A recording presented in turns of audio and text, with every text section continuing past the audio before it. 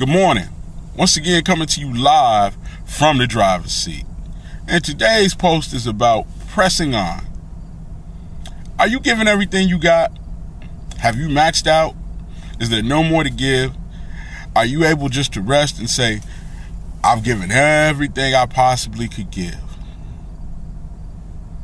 Let's be honest. No, you have not given everything you can give. There's still something in the tank. There's still something you're holding back. There's still more that you're capable of doing. But if you haven't given all you got, how do you really know God works? If you haven't emptied your tank, how can you expect him to fill it up? If you haven't given all you got, how can you expect him to give all he has?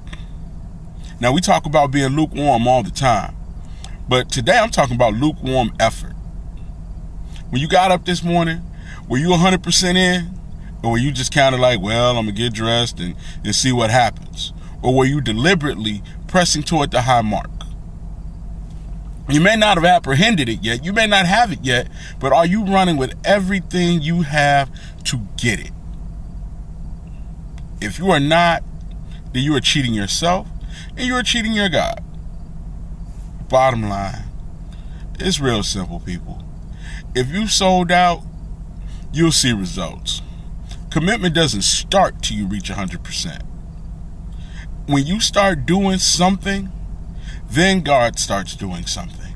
But as long as you're sitting on the sidelines going, there's nobody to take me to the lake.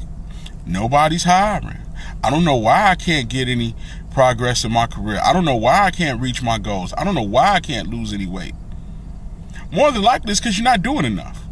Your activity level is not high enough. You are not giving it your all.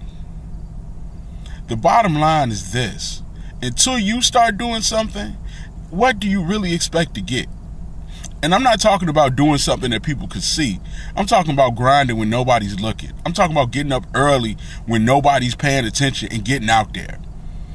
I talk to people and they say, man, I don't have a job. First thing I say is, what time do you get out of the bed?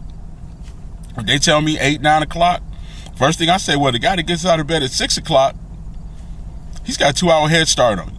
Now, the world understands that the early bird catches the worm. Why don't we? In order to be the best that we can be and compel other people to come to Christ, they got to see it working for us. And if they see you sick, why they want to be like you? If they see you broke, why they want to be like you? Bottom line, and I keep saying bottom line because I want to keep it as simple as I possibly can.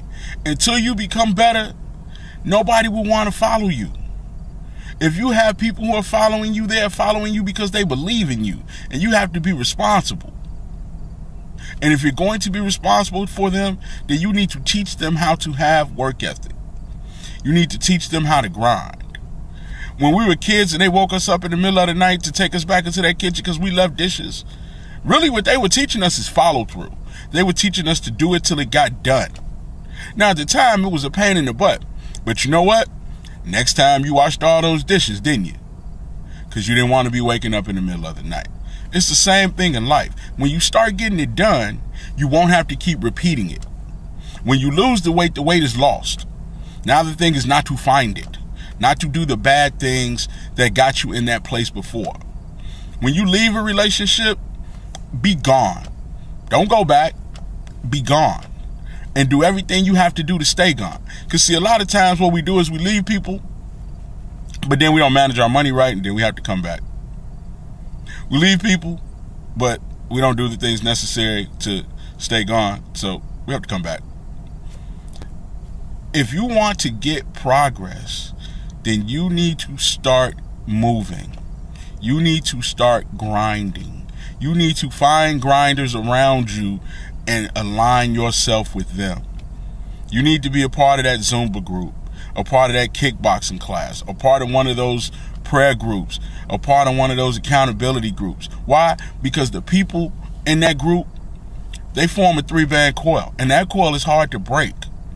But when you out there by yourself and you got no encouragement, or you got all the wrong people telling you that you can't do it, you're not going to be successful. And I know I'm kind of moving around a little bit, But these are things that are very important that you need to get. That in order to get what you want from God, you got to give all you got. He didn't send half of Jesus. He sent all of Jesus. Every single drop of him. He took every whip, he took every lash, he got up on that cross, and he did what he had to do. But now, it's your turn. And stop telling yourself that it's hard. Stop telling yourself that you're going through. Because realistically speaking, at the end of the day, there is nothing that is happening to you that has not happened to somebody else and they have not overcome it. If you think you're going through, start reading about people who have been successful. Whether it's the fact that Einstein got kicked out of school because they said he was slow. Now, how crazy is that? Guy with over 1,000 patents, people didn't get it. They didn't understand his brilliance, so they said he was slow. Said they had to get this guy out of here. Now, who in your life is telling you that you can't do it and they just don't know? What thing have you allowed people to talk you out of that is an idea that God has given you that is going to be great? Everything that God has given you in your dreams are just commercials of what could happen if you put in the work. The blessing is the opportunity.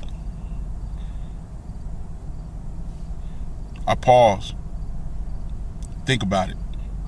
The blessing is the opportunity. When you get the opportunity to get up, when you get the opportunity of having good health, when you get the opportunity of having a job, what you do with the job is up to you. I got it. Now I got to make the most of it.